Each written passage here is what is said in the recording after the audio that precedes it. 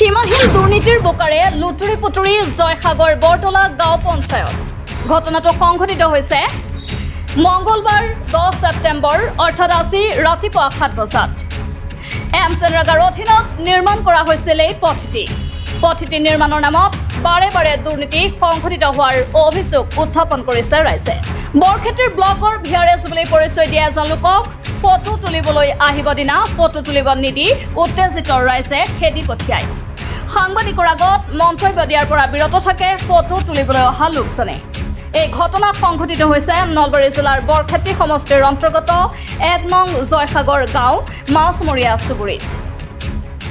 জৰাজীৰ্ণ পথটোত এজাক বৰষুণ দিলেই বাঁহৰ দলং নিৰ্মাণ কৰি আহিব লাগে স্থানীয় ৰাইজে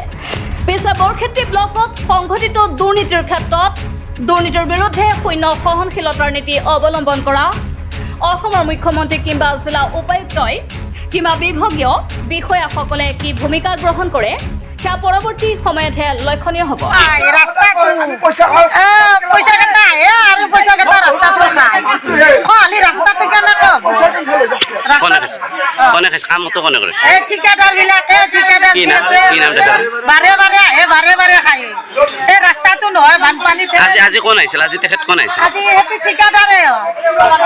কিমান বাৰ কাম কৰিছে ইয়াত বহুত বাৰ কাম কৰিছে কামত অহা নাই হয় আজি ৰাইজে খেদি দিলে যে মানুহজন কোন আছিল তেখেত সেইটো মই নাজানো মই তেতিয়া বৰ্তমান তেখেতে কি কৰিব আহিছিলে ইয়াত ফটো মাৰিব আহিছিলে কিন্তু ফটো মাৰিব নিদিলে লাগিল হয় হয় লাগি তেওঁ আঁতৰি গুচি গ'ল হয় সেইটো ফটো চটো তেওঁ মাৰা নাই কি ক'ব চৰকাৰলৈ কি আহ্বান জনাব এই পথটিৰ যি বাৰে বাৰে দুৰ্নীতি সংঘটিত হৈ থাকে পথটি দুৰ্নীতি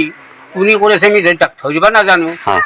চৰকাৰলৈ কি আহ্বান জনাব হিমন্ত বিশ্ব চৰকাৰে এই দুৰ্নীতি কৰা মানুহটোক আমাক ধৰি দিব লাগে আমি চাব লাগে আমি তাক দেখাব লাগে আমাৰ কথাখিনি নামে দিলে ইয়াত আজি ৰাইজে খেদিলে আজি ঠিকাদাৰ এটা আহিছিল আগৰবাৰ এটা আহিছিল এইটো ৰাস্তা শুনা পাইছোঁ কি দুবাৰে হ'ল কিন্তু ইয়াতে পইচা অলপমান মাটি দিয়ে আৰু পইচা খায় আৰু তাৰপিছত আৰু 3 মাহ 4 মাহৰ মাজতে আৰু একদিন আহি পেলাই আৰু এনেকৈ গুচি যায় খবৰ লয় কিন্তু মাটি নিদিয়ে চৰকাৰলৈ কি আহ্বান জনাব চৰকাৰলৈ এই অনুৰোধ জনাইছোঁ কি আমি হ'ল এছটি মানুহ যে ৰাস্তাটো হ'বৰ কাৰণে আমি বহুত কষ্ট কৰিছোঁ ইয়াতে মন্দিৰৰ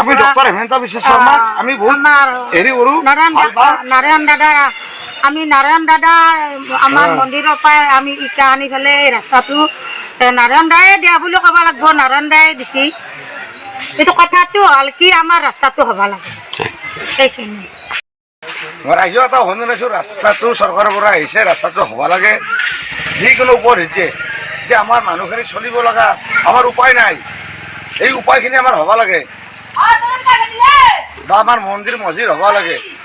সেইটো মই হিন্দুস্বৰী কিন্তু মই কৈছোঁ এইটো বানপানী হয়নে বানপানী প্ৰত্যেকবাৰে হয় আহিব নোৱাৰে আমাৰ ল'ৰা ছোৱালী স্কুলত যাব নোৱাৰে স্কুলত কঁকালত দাঙি দিব লাগে আমি পাৰিছোঁ ৰাইজে পাৰিছে